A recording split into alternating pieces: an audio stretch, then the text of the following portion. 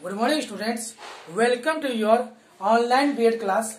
आज BEd first year class में हम लोग वैदिक कालीन शिक्षा की विशेषताएं पढ़ेंगे। That means characteristics of Vedic education system या पीरियड के बेस पर। पहले इसमें जो होता है इसको बहुत सारे कैटेगरी में बांटा गया है कि वैदिक काल की शिक्षा की पद्धति को या विशेषताओं को कई भागों में बांटा गया है। क्रमशः हम इनको पहले समझ लेते हैं। पहला है उपनयन संस्कार, दूसरा विद्यालय प्रारंभ करने की आयु, तीसरा वेशभूषा ड्रेस के लिए, फिर चौथा अध्ययन काल, पांचवा शिक्षण सत्र, छठवां शिक्षा का स्वरूप, सातवां शिक्षण का समय, आठवां विद्यालय भवन, नौवां गुरुकुल प्रणाली, दसवां शिक्षण विधि, 11वां वित्त व्यवस्था पैसे की व्यवस्था, 12वां समावर्तन उपदेश, 13वां दंड व्यवस्था, 14वां गुरु शिष्य संबंध। इसकी कैटेगरी में हम लोग इसको पढ़ते। पहला उपनयन संस्कार। किसी भी धर्म जाति का हो बंदा बालक, चाहे वो ब्राह्मण, क्षत्रिय, शूद्र, वैश्य, सभी को उपनयन संस्कार के रास्ते से ही गुजरकर विद्यालय में जाना पड़ता था। विद्यालय की शिक्षा पर उपनयन का मतलब होता है शिक्षा के लिए जाना। डेट मीन्स गुरु के पास प्रारंभ के लिए शिक्षा प्रारंभ करने से पहले जाने का व्यवस्था, शिक्षा के लिए जाना। उपनयन में जो होता है, उपनयन संस्कार के पश्चात ही शिक्षा प्रारंभ होती है और इसमें हर एक धर्म जाति के व्यक्ति को गुजरना पड़ता है। दूसरा विद्यालय प्रारंभ करने की आयु। बालक को किस आयु में शिक्षा का अध्ययन प्रारंभ करना है, इस संबंध में हिंदू शास्त्रियों में बहुत सारे मतभेद हैं। मनु के अनुसार ब्राह्मण, क्षत्रिय और वैश्य का छात्र का उपनयन संस्कार क्रमशः 8, 11 और 12 वर्ष की आयु में हो जाना चाहिए। याज्ञवल्क्य के अनुसार कुल की प्रथा के अनुसार किसी भी सुविधा पूर्ण समय पर उपनयन संस्कार संपन्न किया जाना चाहिए, परंतु इस बात का परामर्श दिया गया कि ब्राह्मण को अपने 5वें वर्ष में, क्षत्रिय को 6वें वर्ष में, वैश्य को 8वें वर्ष में विद्या का अध्ययन प्रारंभ कर देना चाहिए। जिन छात्रों का निश्चित आयु में उपनयन संस्कार संपन्न नहीं होता, सावित्री मंत्र डेट मीन्स गुरु का मंत्र को सीखने के अधिकारी नहीं रह जाते। शूद्रों को विद्या अध्ययन का अधिकार नहीं था। वेशभूषा।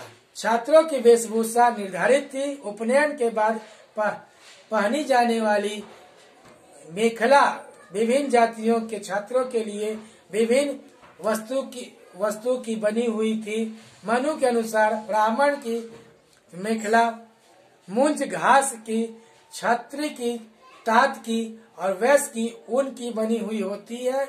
अपने शरीर के निम्न भाग को ढकने के लिए ब्राह्मण, क्षत्रिय और वैश्य क्रमशः सन, रेशम और ऊन के वस्त्रों के टुकड़ों का और ऊपरी भाग के लिए क्रमशः काले मृग, चित्तीदार मृग और बकरे के खालों का उपयोग करते थे। अध्ययन कला। वैदिक काल में भारत में सामान्य रूप से अध्ययन काल 12 वर्ष का था। इसका स्पष्टीकरण करते हुए लिखा गया कि 12 वर्ष की आयु में केवल एक वेद के अध्ययन के लिए थी। यदि एक छात्र 4 वेदों का अध्ययन करता है तो उसे प्रत्येक वेद के अध्ययन के लिए 12 वर्ष लगाने पड़ते हैं, पर सभी छात्र 4 वेदों का अध्ययन नहीं करते। साहित्य और धर्मशास्त्र के छात्र अपना अध्ययन 10 वर्ष में समाप्त कर लेते हैं। शिक्षण सत्र। शिक्षण सत्र की अवधि 1 वर्ष से 4.5 या 5.5 वर्ष की 5 मास की होती थी। वर्ष नहीं, समय की जगह मास की, महीने की होती थी। साधारणतः विद्या अध्ययन का कार्यक्रम श्रावण मास की पूर्णिमा को उपाकर्म समारोह से प्रारंभ होता है और पौष माह की पूर्णिमा को छंद मास उत्सर्जनम समारोह के साथ समाप्त हो जाता है या स्थगित हो जाता है। शिक्षा का स्वरूप। ब्राह्मणी शिक्षा का स्वरूप पूर्णतः धार्मिक, वस्तुतः उसके पूर्ण कलेवर पर नख से सिर का शिखर तक धर्म का उद्मेष आचरण चढ़ा होता है। इस संबंध में मेड्रेल ने इस शब्दों में उल्लेख किया, शिक्षा परंपरागत पीढ़ियों से होने वाली धार्मिक व्यक्तित्वों की से निर्देश का सार है। धर्म ग्रंथों, देव गीतों और मंत्रों का तब तक पाठ करना पड़ता था जब तक वे कंठस्थ नहीं हो जाते थे। शिक्षण का समय। यद्यपि वैदिक काल में मूत्रालय, कागज और सस्ती पुरानी चीजें नहीं थी, अतः स्वाभाविक निष्कर्ष यही निकलता है कि पठन पाठन का कार्य आचार्य की देखरेख में होता था। संभवतः शिक्षण का कार्य प्रातः काल के से मध्याह्न काल तक और फिर कुछ विश्राम तक, भोजनादि के उपरांत सायंकाल तक चलता रहता था। प्राचीन ढंग की संस्कृत पाठशालाएं कुछ समय पूर्व तक इसी प्रकार के कार्यक्रम का अनुसरण करती थी। विद्यालय भवन। वैदिक काल में विद्यालय भवन किस प्रकार के थे, इस संबंध में जानकारी कुछ खास प्राप्त नहीं हुई। किसी प्रकार के साधन उपलब्ध नहीं है। खुले मौसम में अध्ययन अध्यापन के का कार्य वृक्षों के नीचे, परंतु वर्षा के समय पर किसी प्रकार की आच्छादन की व्यवस्था अवश्य होगी। विहारों और देवालयों में पढ़ने वाले छात्रों के लिए अलग अलग भवन बने थे। गुरुकुल प्रणाली।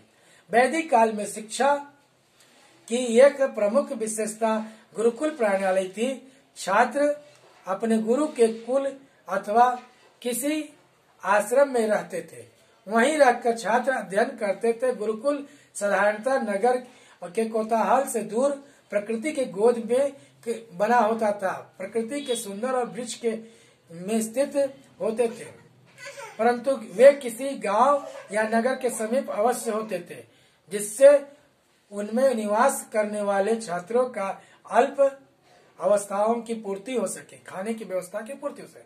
शिक्षण विधि। वैदिक काल में संपूर्ण शैक्षिक मौखिक रूप से दी जाती थी। छात्रों को समस्त ज्ञान कंठस्थ करना होता था। पूर्व गुरु के पास बैठकर शिक्षक और शिष्य उच्च स्तर से पाठ करते थे।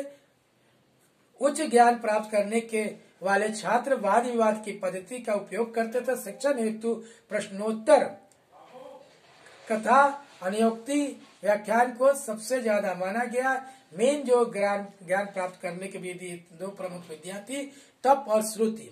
वित्त व्यवस्था। वैदिक युग में शिक्षा के लिए भिक्षा, गुरु दक्षिणा, दान से मिलने वाले पशुओं और भूमि से प्राप्त आय, दान, उपहार और राजकीय सहायता शिक्षा के लिए मुख्य वित्तीय आय के साधन माने जाते थे। शिक्षा में व्यय को मध्य बहुत कम थी। समावर्तन उपदेश। शिक्षा की समाप्ति पर गुरु शिष्यों को अंतिम उपदेश देते थे, जिससे वे भावी जीवन के कर्तव्यों का स्मरण कराते थे।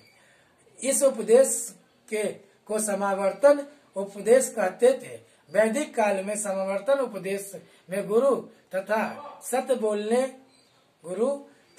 बोलने, कर्तव्य पालन, वेद अध्ययन, स्वास्थ्य रक्षा, यज्ञ, माता पिता व गुरु की सेवा, दान आदि की उत्तम कार्य करने का आदेश दिया जाता था। दंड व्यवस्था। भारत की प्राचीन शिक्षा व्यवस्था में दंड का भी एक स्थान था, पर शारीरिक दंड के संबंध में शिक्षा शास्त्री एक मत से नहीं थे, अपितु कुछ जगह गुरु हठी छात्रों के पास से दूर भेज दिया जाता था और उनसे उपवास करवाने का नियम था। मनु का कथन है कि यदि छात्र अपराध करता है तो गुरु उसको रज्जु या पतली छड़ी से दंड दे सकता था। इसी प्रकार का गौतम और विष्णु के द्वारा महाभारत में भी व्यक्त किया गया है। गुरु शिष्य संबंध। भारतीय शिक्षा पद्धति में गुरु और शिष्य का आनंददायक सुमधुर पारिवारिक संबंध होता है। ब्रह्मचारी शिष्य अपने गुरु के घर अथवा आश्रम में ही परिवार का सदस्य बनकर विद्या अध्ययन करते थे। गुरु अपने पुत्र के समान ही शिष्यों को समझकर उसका पालन पोषण करते थे और समुचित शिक्षा प्रदान करते थे। हम फिर से रिपीट कर दे रहे हैं कि क्या क्या आज पढ़े हैं हम लोग। आज की शिक्षा इसमें विशेषताओं में पढ़े हैं उपनयन संस्कार, विद्यालय प्रारंभ करने की आयु, वेशभूषा, अध्ययन कला, शिक्षण सत्र, शिक्षा का स्वरूप, शिक्षण का समय, विद्यालय भवन, गुरुकुल प्रणाली, शिक्षण विधि, वित्त व्यवस्था, समावर्तन उपदेश, दंड व्यवस्था, गुरु शिक्षक शिष्य प्रणाली संबंध। अगली कक्षा में हम पढ़ेंगे वैदिक युगीन शिक्षा के दोष। धन्यवाद।